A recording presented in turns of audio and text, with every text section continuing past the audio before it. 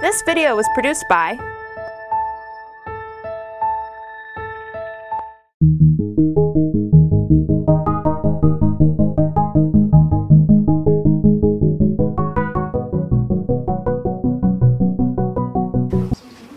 name is Chris Fox, and I'm in computer science here at JMU, and I'm going to introduce our next speaker, who's going to be talking about the relationship between computing and logic. Professor Ian Barland is from Radford University.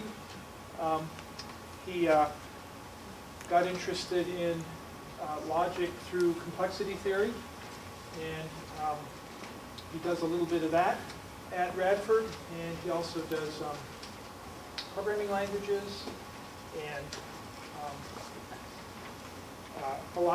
spends a lot of his time on computing pedagogy. So I'm hoping that all that will combine in an interesting way for his talk today. Okay, thank you. And I'd like to thank the other speakers and the conference organizers. And I have to say one thing from listening to the talks this morning, and is this mic at a good level? I'll let people flag me down if it's not. I have to say it's kind of humbling. I'm going to be talking about logic and computer science, and in some ways it's very interesting, it's fascinating, I love it. In some ways it's very cut and dry to the talks we had this morning in language and transmitting knowledge and handling ambiguity and trying to resolve that and keep language without throwing out everything just because it's ambiguous sometimes. And in computer science we just sort of take that all for granted and we start from a formal method already. And then it's even more disheartening to hear in the talk preceding this that all our logic is wrong. But I'll head on anyway, and I'll just keep going. Okay. So I'll be talking about, and I follow a long, proud tradition of changing the title of my talk a little bit right before. So this is a little bit different than what's in the program. I'm going to talk about how logic is used, and formal logic methods are used in various places in computer science. And if I do have a thesis, I guess it would be that even computer scientists don't always acknowledge, understand, realize all the places where they're using logic and formal systems, and it would behoove the field for them to be more aware of it and have it introduced more widely. And a secondary goal of mine is to help try to convince you guys that computer science is kind of cool, and if you want to study that or pick up information on the side, that's a fun thing to do. So I'm going to be looking at logic used in, I chose these sort of 5 areas here. And I tell people, oh, I'm going to go give a talk on logic in computer science. And they're like, oh, well, that's easy. Why is that such an easy talk? How does it relate to computer science? The basic Boolean operators, yeah. My little pile of sand, silicon, sitting on the desk runs on transistors that are implementing Boolean logic. So yeah, I'll go ahead and talk about that. I'll talk about using logic, and I'll talk a little bit briefly, but using logic in hardware, using logic in software, and how that actually relates. And the kind of neat thing that using logic, you can actually go ahead and build machines that actually can add numbers, that can have little Mario plumbers jumping over piranha plants. It's pretty amazing what logic can do. So we'll go back and trace our heritage to George Boole in mid-1800s.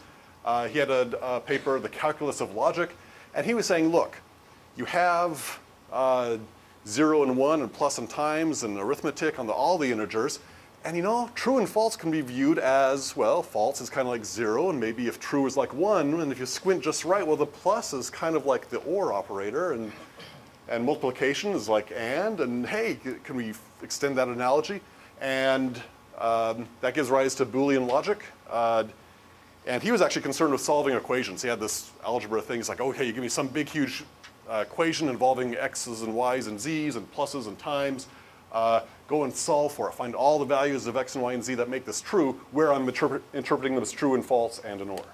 So, okay. So that's great. We tend to think of things in terms of and, or, and not, and reduce everything down to there. Just to quickly motivate, because this sort of baffled me when I first went into computer science, how the heck does this unthinking machine actually do smart stuff like add numbers? Okay, if that's smart, I don't know. And so I'll just sort of motivate it very quickly. Y'all remember doing math in grade school, right? They told you take a number, line it up, put a number below it, line up the digits, and column by column, add up each column, and then carry over anything that can't fit into the column where you're at. Well, we can do that, and I'm going to do that just using binary numbers, not true, false. I'll think of them as actual binary numbers. And I can say, hey, if I want to add 0 and 1, what's the result? No prizes. If you said 1, I'll be happy in Boolean logic. If I want to add, I'm adding up some columns, and there's a 1, and there's a 1. How do I add those up? I'm only allowed zeros and ones. I can't put a 2 in that column. I know. I'll put a 0 there. I'll treat it as 1, 0 as a binary numeral. That represents a 2. I'll carry the 1. Okay? Okay, fair enough. So if I want to add 1 and 1, I'd say the answer in that column is 0, and I carry the 1. Okay. Well, can I write a circuit that, if I had a little circuit that was just trying to add up a single column, and its 2 inputs are just that single column, can I go ahead and compute the carry out?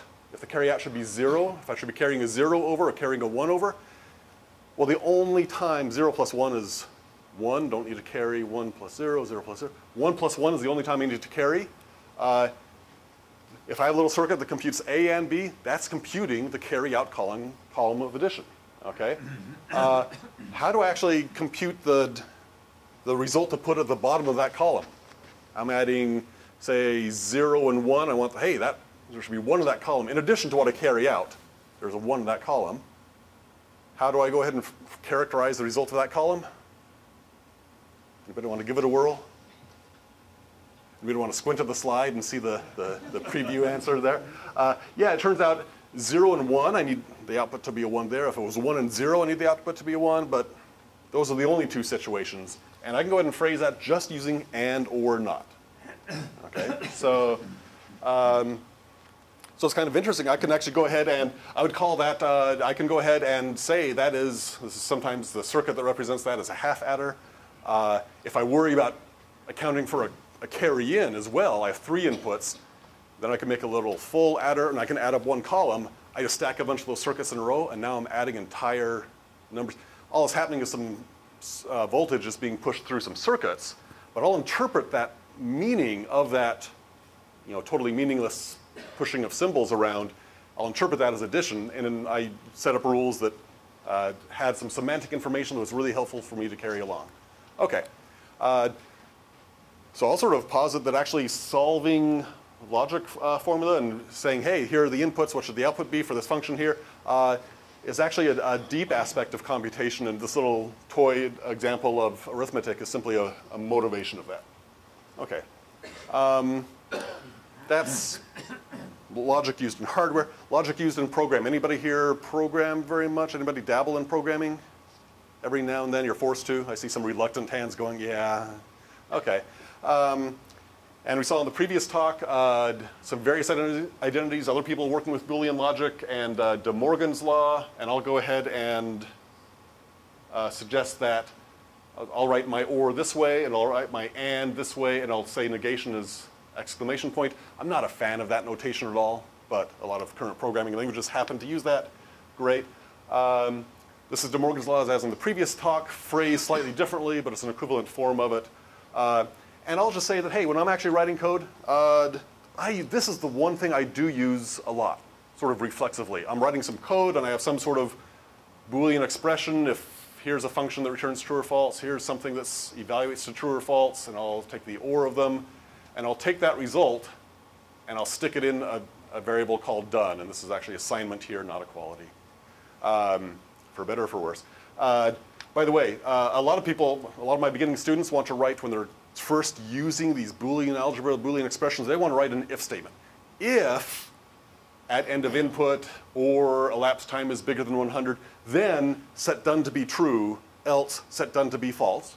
That's all good and fine. I let them write that program, and I sort of gently point out that when you really get Boolean logic, when you really get the idea that true, false are values, and they're just as good as values as numbers are, you don't need an if statement. You can just go ahead and say, hey, this whole expression is true or false. I don't need to use it with if. I can stick it into the result into a variable directly. Okay. Well, how do I use De Morgan's law? I find if I have code like this, sometimes I'm refactoring the code. Sometimes I use the wrong function, or I'm introducing a new function. I'm cleaning up my code. I need to transform it, and I need to get the I want the same sort of thing, but I want to phrase it in the other way. I want to use the negations. And so I'll take this form and write it as something like this. And then the not be, something is greater than 100, that becomes less than or equal to 100. So I'm pushing through. So I don't tend to do distributive law and Boolean algebra and factoring out of Boolean algebra. I don't tend to write code that needs that factored out like that. I use De Morgan's all the time. Okay, not terribly exciting, but the one other place where I want to talk about logic and a contribution of logic to programming hardware and software, the software side, and this is just notation. And I want to say kudos to the logic people, kudos to the mathematicians for having awesome notation, because I go ahead and had my math classes, and they'll write things like this all the time. It's a little bit small there, but a little summation symbol, and that's very concise. I look at that, once I learned it, it was very quick to understand what that meant, okay?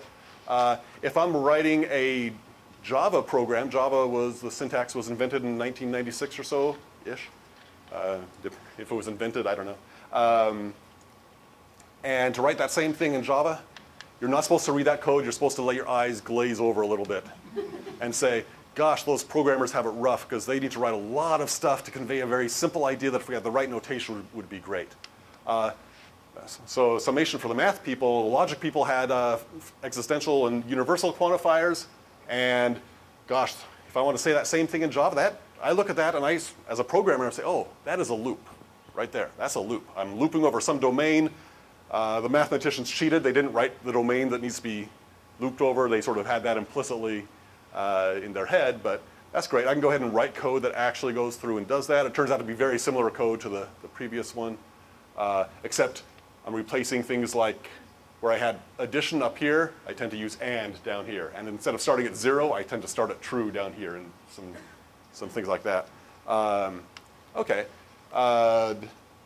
Yeah, so I have to say the mathematicians have better notation, which is counterintuitive because you'd think a language that was invented 100 years, 150 years after these had all been in long and common use would have picked up something. But it turns out some languages actually do a little bit better. One of the oldest programming languages in common use today, or its descendants, Lisp, they actually had a notation that corresponds to for all. It was a built-in function called andmap. And you still see this in languages today, languages like Racket, Clojure, Scala, lots of other languages you see out there. And it's coming, things like this are coming to Java 8 if you're into that sort of stuff. Okay, so yeah, we have very simple notation for simple concepts, and that's, I think, a contribution that I wish more computer scientists were aware of the math notation, because the notation itself is already a valuable contribution. And it took a while for mathematicians to evolve to that notation and agree on what the right notation is. Okay. Things like the sum, it's not quite built in, but there's something very similar. And this is actually kind of neat because this is saying, hey, I have some sort of structure where I want to start with 0 and go ahead and combine things using plus. Okay, and that's a very common operation. In fact, andmap and ormap can be viewed as a different way of using this fold L with, instead of plus and 0, using and or and true and false. Okay. So that's computer science in some ways. It's obviously used in hardware, propositional logic used in hardware, propositional logic used in software. But there's a lot more places where it's actually used. And I guess if I'm going to talk about logic and computer science and logic and programming, I'd better talk about logic programming. This is a style of programming where the idea of logic programming is very nice. It's a declarative language that says, hey, go ahead and express the property of the solution you're looking for. Don't tell me how to find it. Don't tell me about setting some variables and looping and doing this and changing some memory location over here or there. Just tell me what it means to be a right answer and let the computer find it. Prolog is a declarative language, programming with logic. The ultimate declarative language is logic itself. It's, you just talk about, hey, what is a definite, you go look in a math book, they have all these definitions, and they'll often use, say, first order logic to define exactly what do they mean by a limit or a continuity or things like that. In Prolog, we can use this for other sort of symbolic programming, and here's, if you haven't seen Prolog before, it's a stereotypical example. I'll go ahead and tell the computer certain facts. I'll say, hey, I'll tell it that Marge is a parent of Bart, and I'll tell it that Marge is the parent of Lisa. And I'll stop there because that's enough. Okay, and here's the declarative programming part. I'll provide some rules. I'll say, what does it mean for two people to be siblings? And I'll think of this as logical implication. I'll think of this as meaning and. Well, I don't know, if there's some person P who is the parent of a person C1, and that same P is a parent of C2, maybe then, according to this rule at least, I'll say C1 and C2 are siblings. Does that correspond to reality, by the way? This definition of siblings? Anybody want to quibble with me? I see somebody shaking their head. Well, that's not the only way they could be siblings. It's not the only way they could be siblings. Yeah, so in particular, this definition has Incomplete. maybe incomplete, has one parent in common, okay? And now we'll sit around and talk, oh gosh, when I talked about parent and you talked about the word parent, we had different ideas in mind about what that was, and gosh, how do we even discover there was a discrepancy? Yeah, this might be a half sibling to some people. Okay, anyway, the cool thing about writing this as a computer program is I can go ahead and I can then, once I have these facts put in and these rules put in, I can go ahead and in a program I could type in and say, hey, is Bart a sibling of Lisa? And it would come back and say true. And I didn't tell it that. The program itself was able to, look at those rules and do some deduction. And it's a very simple model of a deduction that has resolution on horn clauses. But you can go ahead and get some interesting information. But here's the really cool part. Remember, Boole was concerned about Boolean algebra because he wanted to solve equations. He wanted to solve for x in these big equations. We can go ahead and do that here. We can go ahead and say, hey, solve this expression for x, sibling of x comma Lisa. And it will come back and say, oh, I can find a solution for you, x equal Bart. Yeah. Are there any other solutions to this equation, given the facts I put in? There's one other solution.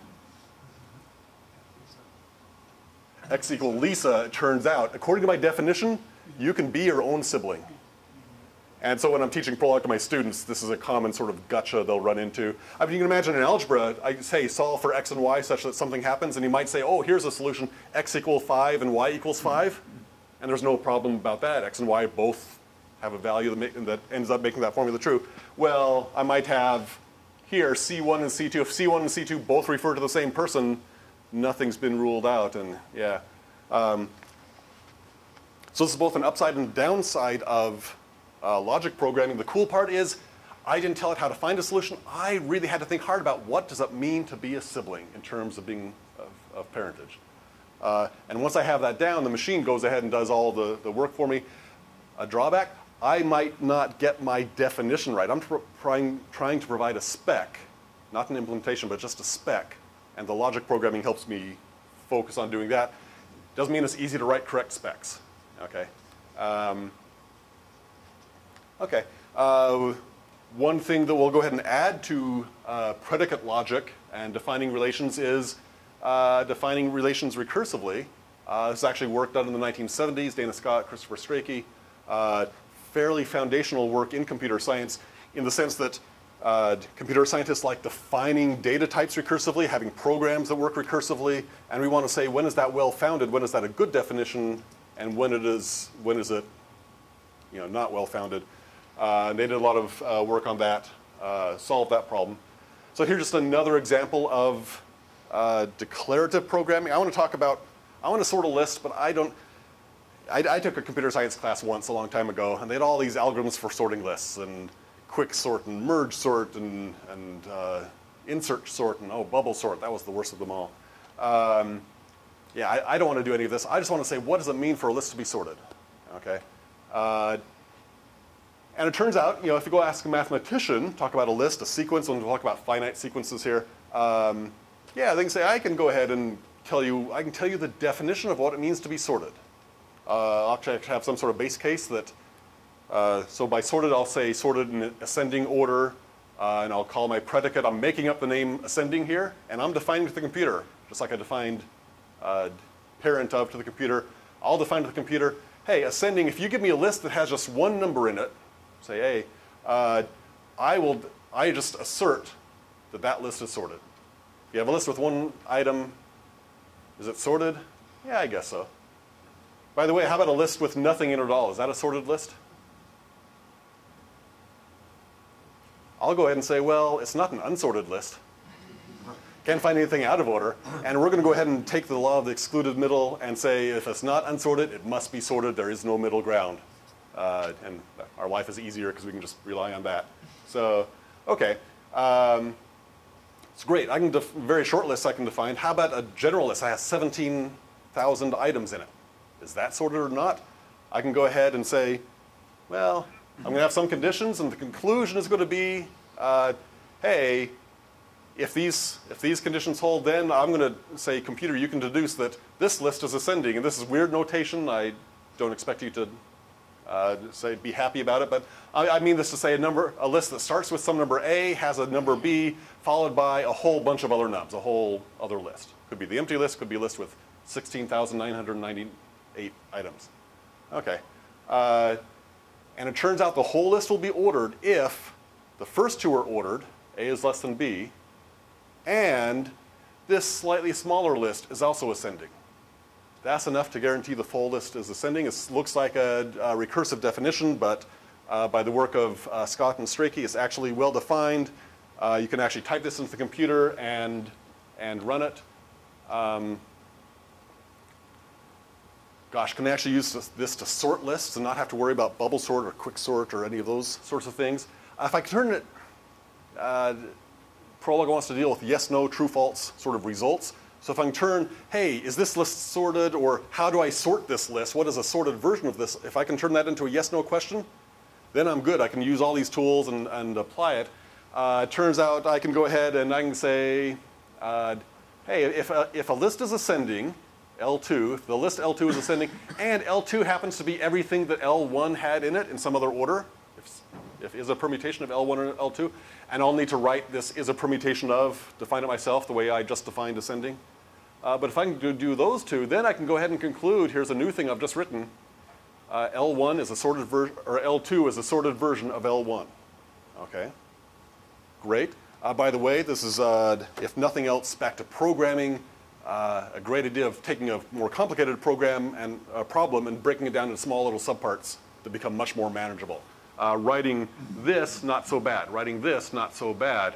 Writing this, once I have those others two as helpers, it's trivial. So, okay. I can now go ahead and I can use the problem solver part of this. I can say solve for x. Okay, and here, show me all the versions of x that make this predicate true. So we're in predicate calculus using this. And it turns out this is the only solution there is. There aren't multiple solutions. It's the only solution, and the machine can come up with that. So, as an engineer, one reason I love logic is logic programming.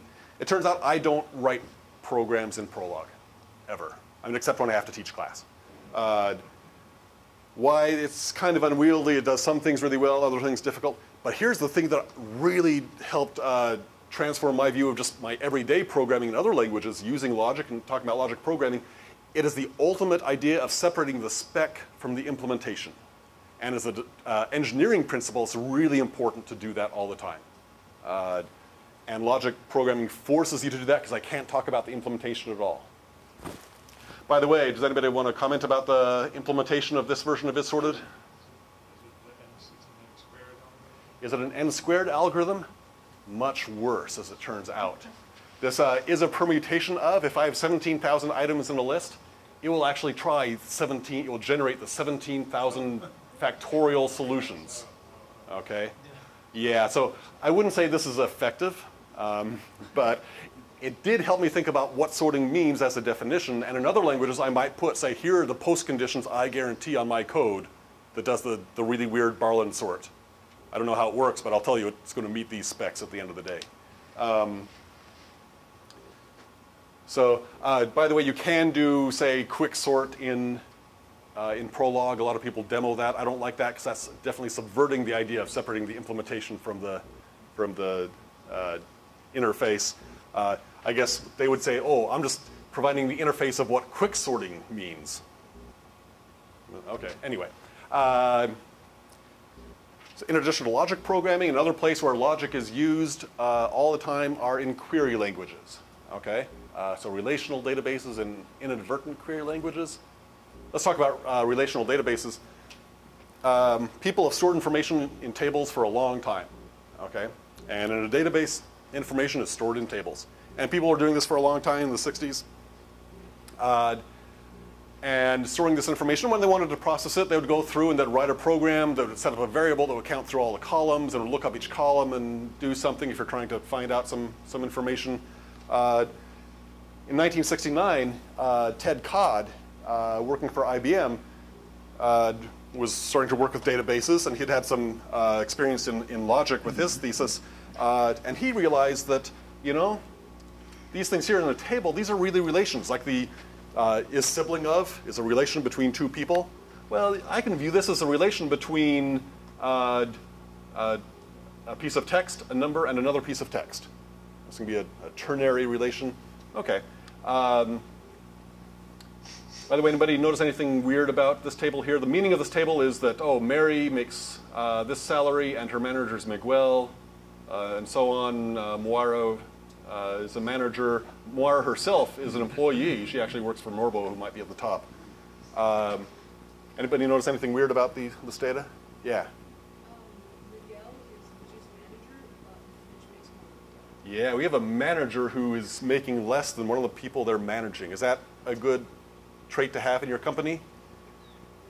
Yes? Maybe you might want to say, hey, I want to go through and say, does this happen anywhere in our company? Does it happen in real life? Sure, it happens. Salary inversions and things like that can happen very easily. So again, in a computer science perspective, we can go ahead, we can solve for x. Okay, here's the formula that I want to solve for x in. And this, now I apologize for being on the bottom of the screen. But I have a little formula that simply says it's comma meaning and, so it's a Boolean expression here. I want to say, hey, there is 3 things that have the employee relation about name, salary, and manager. Yeah, an employee X, their salary XS, so X's salary, and whoever the manager is, and another employee whose name is M, the same thing as the name of somebody else's manager. Okay, I'm linking those two with a certain salary themselves, and I want this to be true, and XS, the person X's salary has to be bigger than the manager's salary. Solve for all M that make that true, and it will come back with a list of managers who might be deserving of a raise. Maybe they need to have their department's budget cut so they can lower somebody else's salary. I don't know. Okay, so it's an example of, again, using logic, logic programming, predicate calculus, and sort of existential properties, solving them in computer science. And this is one, this is query relation, query language. You type in some information and it looks at the information and gives you an answer back. Any other query languages out there that any of you have used, possibly within the past 10 minutes? Google. Google is a query language. You go in and you type a query, and it comes back and it finds all the web pages X that solve your query. Okay, I want to go and find something that has, I want to find every page that has the word bat but does not have the word baseball. The minus sign is actually an operator in Google. You can use it. I don't have a space there that looks like on the side. If you look at this from a query language perspective and a predicate logic perspective, hey, I have some relation has, where has is a relation between individual strings and web pages. Okay? Hey, find all the X such that has a bat in this web page and does not have baseball. Okay? So you can go ahead and do that. eBay. eBay, by the way, let me go back. If I want to search in Google for every web page that has both the word bat and the word baseball, what do I type into Google? Both words. And it goes ahead. What if I want to go ahead and say, hey, Google, give me all the pages that contain the word bat or the word baseball? How do I do that? Plus sign. So you can go ahead, a plus sign will force, I think, a word to be in there, not just sort of guess. Yeah, so the plus sign might be closer to and, actually. It turns out, I think this is actually a interesting thing that Google introduced that is a deviation from the classical logic. They go ahead and they don't distinguish between and or. They give me back all the matches that match both of them. They just weight some of them higher than others, and they say some are better answers than others, and show me the ones that contain both words first. And then that same search will give me all the words that just contain bat without baseball, and they'll be really far down there. So. Okay, so we're going to have and, or, and not, but because the and or sort of get blurred, it's hard to sort of nest them, make more complicated queries. eBay, you can go ahead and search eBay for certain auctions, and they have a syntax for and, they have a different syntax for or, but the way they chose that syntax, it doesn't nest. You can't say this and, well, one thing or another, and that other happens to itself have more ands inside of it. And maybe inside there is deeply nested. And I find that kind of unfortunate. The iTunes has a little GUI interface for making smart playlists. Smart playlists are queries, solve for all the songs X that make some criterion true. And they go ahead and only show me and or. And I think I sort of timed this out, and I have two different versions. I can go ahead and show a working example of the iTunes shortcoming or the eBay shortcoming. Which would people rather see? iTunes shortcoming? eBay shortcoming? The iTunes have it. Sorry. I sort of suspected that would be. I think more people use iTunes than eBay. So let's see if I can go ahead and try this.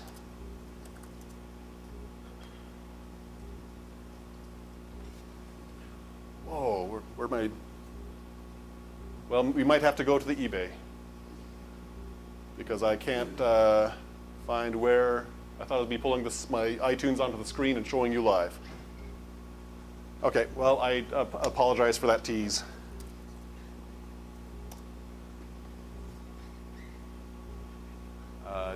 So we'll go back and I'll show you the eBay, which I just have as fixed slides.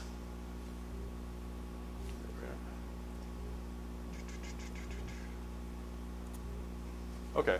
And before I go ahead and show those, I will say, by the way, that these query languages tend to work in reverse from other things we've seen. Usually, a mathematician will say, I have some logic formula, and I want to know if this formula is true or false. And usually, it's like some form that describes the Goldbach conjecture or something like that. And they're saying, hey, is this true on the real numbers or on the set of natural numbers or something like that? And they have a bunch of different formulas they'll make over the course of the week, and they're all on the domain of natural numbers. Query languages, the idea is in the reverse. I have some database query, and I want to know, hey, is this true on the database as of this morning? And tomorrow it's going to be a different database instance, really, because things have changed. And I'm going to run the same query on a different database. You can view the web pages. Each web page is an interpretation of the has relation. And so, gosh, every single web page is an interpretation, and I want to go through and I have one query, and I want to apply it to all these different interpretations, all these different domains, and give me back the ones that satisfy my query, the elements of the domain that satisfy my query. And it all makes sense. It's all the same thing in logic, but it's the other way around from how people usually use logic. Okay, so, oops. So real quickly, I'll just sort of say when you make an iTunes Smart playlist, the problem is they have something here where you can say you can match any of a whole bunch of different options. And if you pull down this menu, you can match any of the rules or match all the rules. You can choose and or, and that's all. And nothing else. And if I want to go through and find all the songs that have a 5-star rating and were not played in the last 12 months, and then I'm like, well, actually, some of my songs I haven't bothered giving a star rating to. Everything that has a 5-star rating or has a rating of 0 stars, just because it hasn't been rated and has not been played in the last 12 months, it's not obvious how to do that in iTunes. It turns out I can do it through helper playlists, but I won't demo that, and I apologize. But eBay, and now let's see if I can zoom in. Hopefully the zoom in will work. Okay. If I go do an eBay query. Well, it kind of works. You can do a query. It's hard to tell here. This upper left corner is doing a query for pilaf. I mean, I'm interested in some great bowl that really makes good rice pilaf. And I do a query for pilaf, and it comes back. You can see that there are 4 items found. The word pilaf is up in the search bar. There are 4 results. They actually all have to do with Dragon Ball Z. I guess pilaf is apparently some character. Okay. And I can go ahead and do a search for, if I want a superb bowl, and I want to do an and, I can put in both words. That ends up being an and I get 104 different results for auctions that had the word superb and the word bowl in them. Okay, great. Here's what I want to do. I want an auction that either has a superb bowl, because good is good, or it's just good at making rice pilaf, has pilaf in there anywhere else. I'm going to go ahead and say, here's what I want. And there is an or notation that's using parentheses separated by a comma. I'm going to say, has the word pilaf or superb and bowl. How many results should I get, by the way? If there are 4 pages that have pilaf and 104 that have both superb and bowl, if I take the or of those, how many results will I get? 108? What if they have all 3? Yeah, minus, some of these might have had pilaf in it already, so somewhere between 104 and 108, depending on the overlap. So great, I went and I typed in my query here. Let me go out. There we are. We go out, move to the very left, and then enlarge. Oh, good, good. Here's the query. It's hard to read. I realize pilaf and pilaf or, separated by a comma, superb and bowl. How many results? 68,004. Oh my goodness, something's gone horribly wrong. It turns out whoever wrote the query language for eBay, the programmer behind there, didn't do it correctly. They had a language for or, they had a language for and, they didn't make them nest properly. I think they didn't quite realize I think they slacked off in their logic class. They hadn't done that well in their intro predicate logic. It turns out, and I'll say this for the computational logic buffs that are out there, the one thing I think is interesting is I was kind of sad. I was looking for this in other contexts, but I was kind of sad it didn't work. It turned out I could get the query I wanted. Okay, and I did use the distributive law. I took my query and I rewrote it as, well, I want all the pages that, let's see, either have pilaf or superb, and they need to have pilaf or bowl. That's just following the distributive property. That one gave the right result. Yeah. And I throw this in there because in general, if I had a really deeply nested formula, eBay would not let me type it in, but I could go and I could rework it. I could just factor out, I could bring things up, I could write it in conjunctive normal form and actually get my query. And if nothing else, that made me happy. It is the only time I've used conjunctive normal form since I learned it as an undergrad. Okay, so for better or for worse, let me get through the shortcoming. My takeaway would be the people writing this iTunes interface, the people writing this eBay search query, were just forgetting they were writing a query language. They were programmers, they weren't thinking about logic at all, and they wrote something that was not as usable as it could be. Okay. I'll move on to a very important use of logic in computer science, formal verification. And the idea here is, gosh, I write all these programs. Are they really correct? Okay, I say the program does this. I have a little comment saying, here's what this program does. Well, do I have a bug in there or not?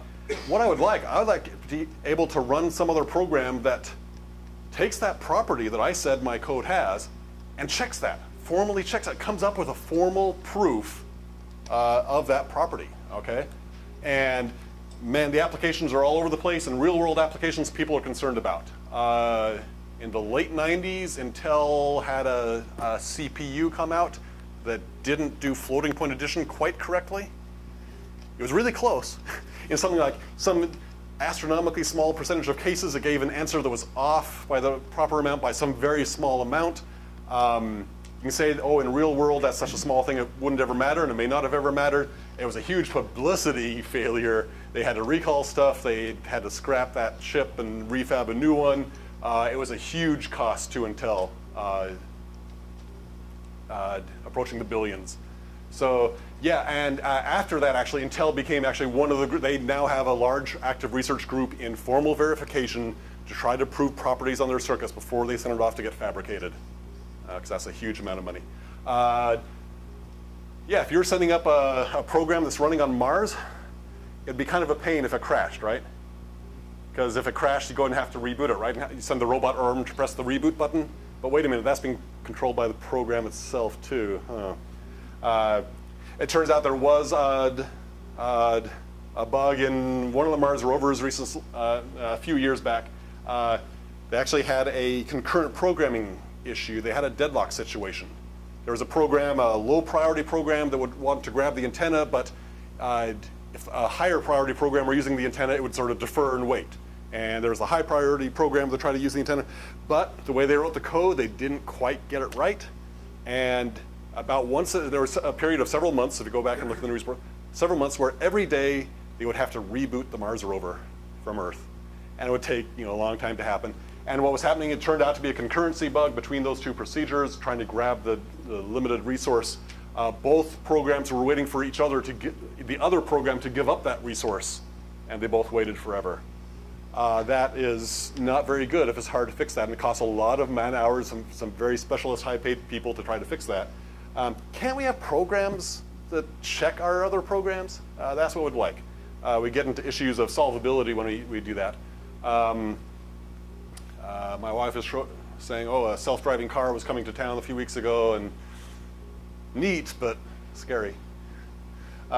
Okay, so yeah, I'll just sort of say that formal verification is a current active research area. It's starting to come of age. They aren't verifying entire chips. They aren't verifying entire systems, but they are verifying substantially big chunks of systems that do help. By the way, to verify it, you need to have your specification in some formal language.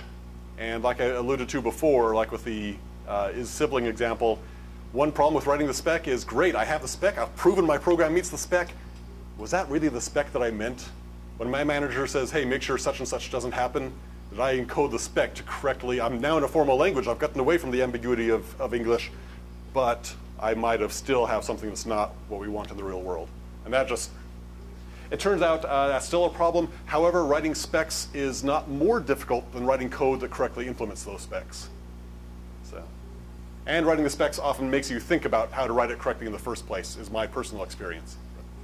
And I'll just throw out different sort of logics.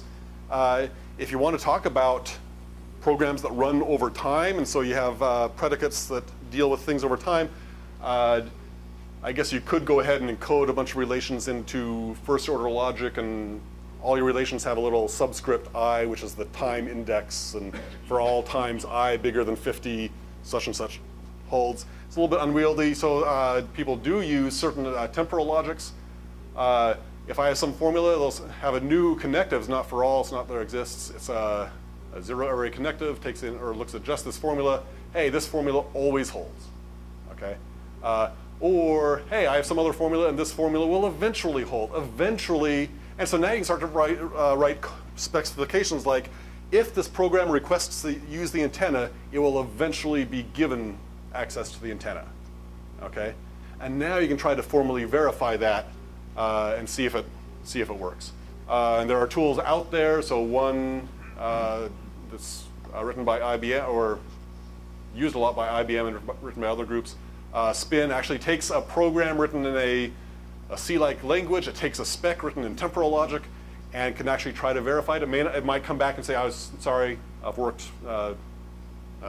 47 days and I still can't verify that your program meets the spec, but it can prove that for smaller parts. So that's a place where logic is being used in the forefront of industry to actually make our self-driving cars even safer or something. Okay, finally, want to end with the area that I actually did my work in, near and dear to my heart, descriptive complexity. And this is kind of a shocking sort of thing, that how hard it is to write down a problem might pertain to how hard it is to solve that problem. And I just want to remind that logic, formal logic, is a lot about syntax and the interplay between syntax and semantics. And we have a syntactic formula, and we have these rules for rearranging the formula or making deductions on these formulas based on their syntax. Is the sort of thing a computer can look at. Does this formula meet certain, does it have this followed by that? Doesn't know the meaning, my computer doesn't know any meaning, but it can still go ahead and work with those formulas. We set up the rules so they preserve a certain semantics that we want to preserve. Just like the adding the bit patterns. It was just a set of rules the computer could follow. The semantics hopefully line up with what we want to be talking about in our real life. Okay, so here's actually a relation between syntax and semantics. So let's look at that. So first of all, the biggest problem in computer science, the most famous problem in computer science is P equal to NP. Okay. Gosh, how much do you earn if you solve that problem? Yeah, there's $1 million standing prize out for that from the Clay Institute.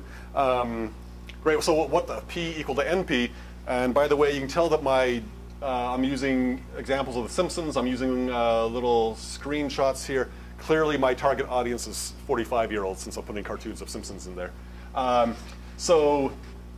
It turns out there was a Halloween episode where, you can't see it on this slide, but Homer discovers the third dimension, goes in there, all sorts of neat stuff. And in the back, he's in this big matrix-like grid or holodeck or something. And in the background, there's various formulas. There's one, I believe, there's e to the I pi is -1. I believe that. There's another one there, P equals NP, which I don't believe. But it's a good marketing problem, if nothing else. What is the P equal NP problem?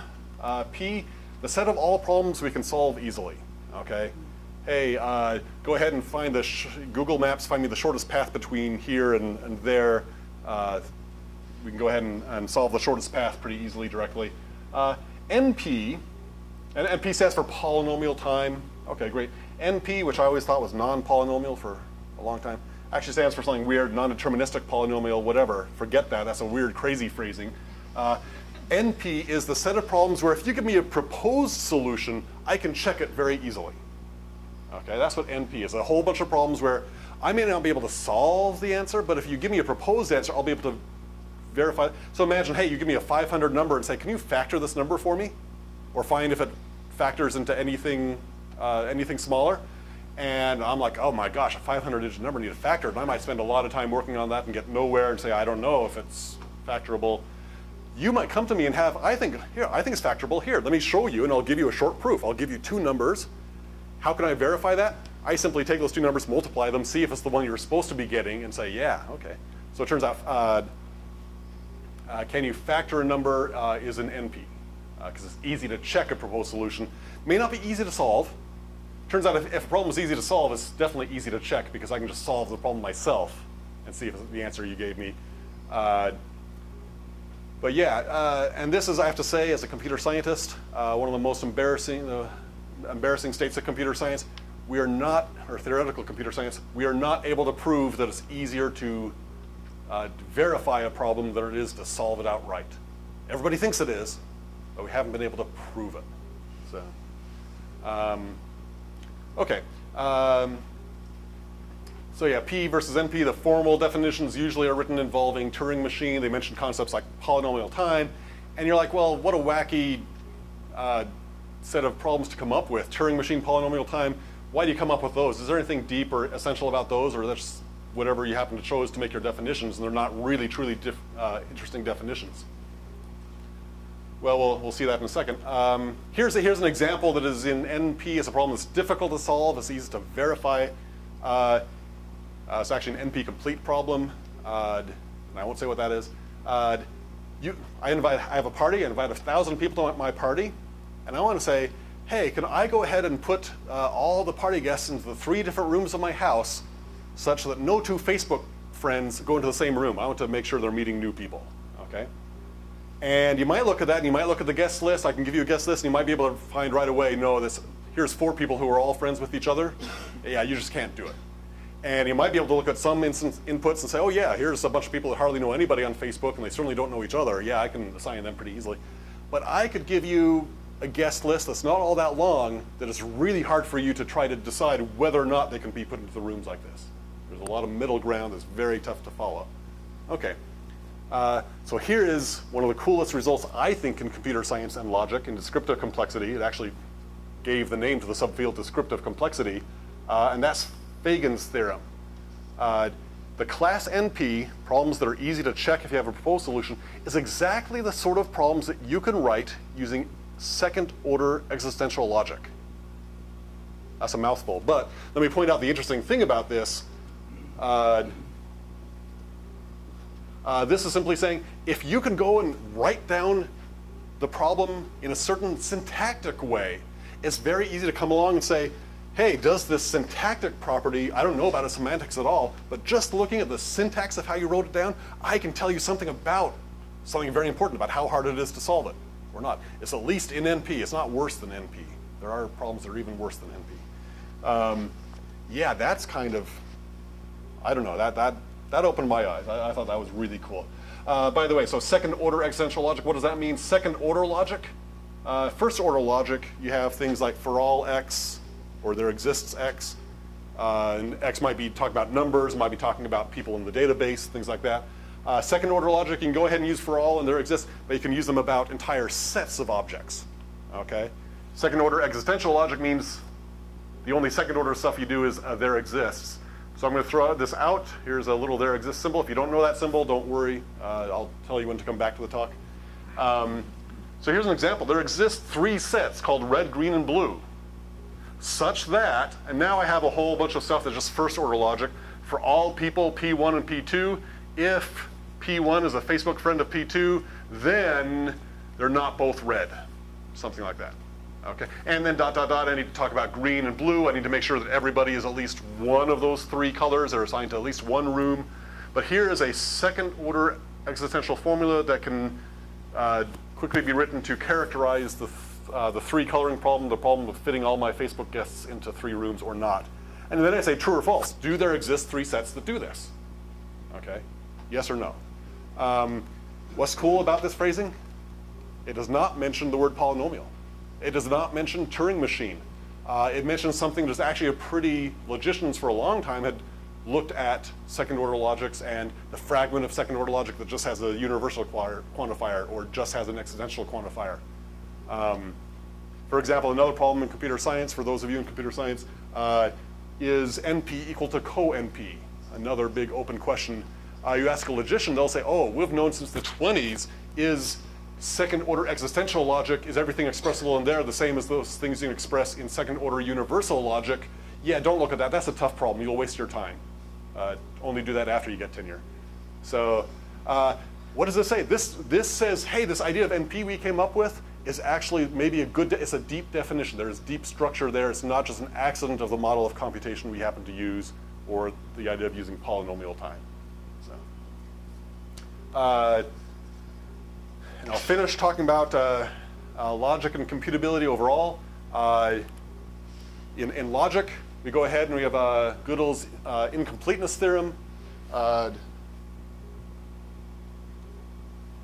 should say, incomplete. There are formulas that are undecidable, and there is a direct counterpart to that in computing. Okay, there are problems that cannot be computed. Okay, the standard example. Anybody looked at pop science articles talking about this at all? A problem that cannot be computed? Yeah. The halting problem, exactly the one I was thinking of too. I like your psychic vibes. Yeah, the halting problem. I'll show you the text of my program, and I want you to tell me, hey, is this program going to get stuck in an infinite loop or not? And again, sometimes you might be able to look at it and say, oh, it definitely will, and sometimes, oh, it definitely won't. But I can give you interesting programs that run for a long, long, long, long time, and it's not clear if they're ever going to halt or not. I might just say, hey, run over progressively bigger and bigger numbers until you find some that meet the Goldbach conjecture. Yeah, well now, if you could solve the halting problem, you'd know whether or not the Goldbach conjecture held, or other tough problems. So it's actually kind of, this is a shock in itself. There are programs that you cannot write. It's almost as shocking as the Gödel's discovery in the 30s. So, and these things about NP and second order existential logic, really those are shadows of the same problem, okay? Is some property expressible in a limited sort of logic, okay? Can I limit my logic and still express something? Can I take a program and reduce its resources? It's only allowed certain sort of, only a certain running time, say, okay? And so we get shadows of the same fundamental Platonic distinction projecting themselves down into, hey, when I take the same thing and add restrictions on it. It goes up as well. If you add oracles, you get towers built up both sides from this. So, and that, I don't know, if nothing else, I think that's pretty cool. I'm going to finish up just by saying programs versus proofs. For a while I was doing stuff and I was writing some formal proofs, probably for lesson plans and so on, but actually going through and writing proofs using basic rules of inference from logic, you know, modus ponens and the syllogism, all that sort of stuff. And it's very tedious. It's not the sort of stuff you want to do for very long. And I'm doing that, and you know, after a while, I sort of was getting this feeling of deja vu. It's like, you know, I feel like writing these proofs is a lot like writing programs, okay? And it turns out I think there is an interplay between both of them. Both proofs, formal proofs where you list the rule of inference used in every single step, and running a program are both symbols, arbitrary symbols, and the rules you're allowed to apply are something that we made up to hopefully preserve some useful semantics. Okay, the programming language instructions or the rules of inference. Okay. Separately, oops. Oh, I don't get this one coming out of gray here. It turns out there are programs called type checkers. Type checkers are programs that just, hey, here's a program. If you were to feed in certain types to this program, 2 strings and a Boolean, say, what type would the result be in that case? Oh, it would be the union of strings and ints or something like that. And it turns out there's actually a deep connection here. The Curry-Howard isomorphism, how it's commonly called today. Any proof is a program. And here's a little rationale. Take a formal proof written with where you list out when you use modus tollens and every single step. It turns out all of those steps were used by type checkers. I can go and contrive a really artificial program where the steps that the type checker needs to do are exactly those steps of your proof that you gave me. You had some proof of Descartes' final Fermat's final conjecture. You had a proof of it. I'll go ahead and construct some program where the proof that you give there corresponds to checking the type of this program. And that is sort of a formal abstract statement that's saying, hey, very deeply, programs and proofs are the same thing. Some people phrase this as, you can run your proofs. Yeah. So that's kind of, I find it kind of fascinating. Okay. Oops. Oh, there we are. Okay. I've gone really fast over a bunch of different topics. Holy moly, I think I talked through my question and answer period or a bunch of it.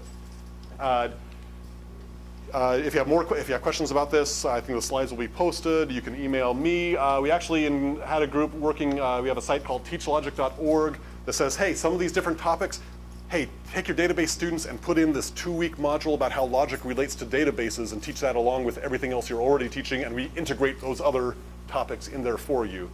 So you can go and look at that site. Any questions? Yeah. One of the things that I heard a fair amount about a few years ago that sort of seemed interesting and seemed to be another application of not classical logic, but with some sort of modification of it to computer science, was something called linear logic. Is that something that is related? I know of a term, linear logic, and there's also the idea of logic where you say you can reduce your, say, hey, I have relations, but instead of allowing ternary relations, I can only allow unary relations and restrict it that way. And linear logic, I forget exactly, but it's some sort of restriction, the formulas you can have. It's a resource restriction, like you can't. It's use kind of a more resource than certain restriction, number and I think it's something where you can only sort of chain it linear. You don't get sort of branching things you need to check. Yes. And it would sort of, I would guess that something written in linear logic is going to be a particularly simple proposition, one that can be checked in a very way that is guaranteed not to use too many resources on my phone or something like that. That's my guess, but I don't know.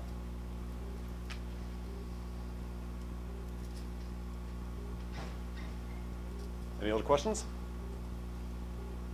Yeah. What do you think the error was in that iTunes search code? Oh, so if I would have had a few more, if I could have pulled it up and demonstrated, the error in the iTunes, so the error, it's not so much an error as that I can only choose and or, and I couldn't nest them at all. We're talking about the eBay code that I showed. Yeah, I have no clue. I have no clue. Separately, in Google, go to Google and say, hey, I want to look for all the pages that contain computer. And it'll come back and say, you have 5 billion hits. Now look for all pages that contain computer and don't contain the word science, with a minus sign, and do a search for all the words that say computer and do contain the word science. And those numbers should add up, okay? Out of all the pages that contain computer, they're partitioned into those that do and do not also contain the word science. And so my Google search results should add up. Try it, you'll be shocked. They're way off. And once I was at a talk where a Google engineer was there and asked him, he's like, oh yeah, we know those numbers, approximately 7,022,018 hits. We know those are incredibly crude estimates. And you got, that, try it yourself, you can see you can go off by 100% very easily. As for what the eBay code was actually doing, I have no clue. Yeah. Maybe just misparenthesized. Maybe they misparenthesized something. Maybe it was looking for parentheses inside the body of the posting. I don't know. Well, we're going to have a break, and I'm going to give us an extra 5 minutes. So we'll start back at 3:20. There should be some snacks and drinks. So let's thank Andy.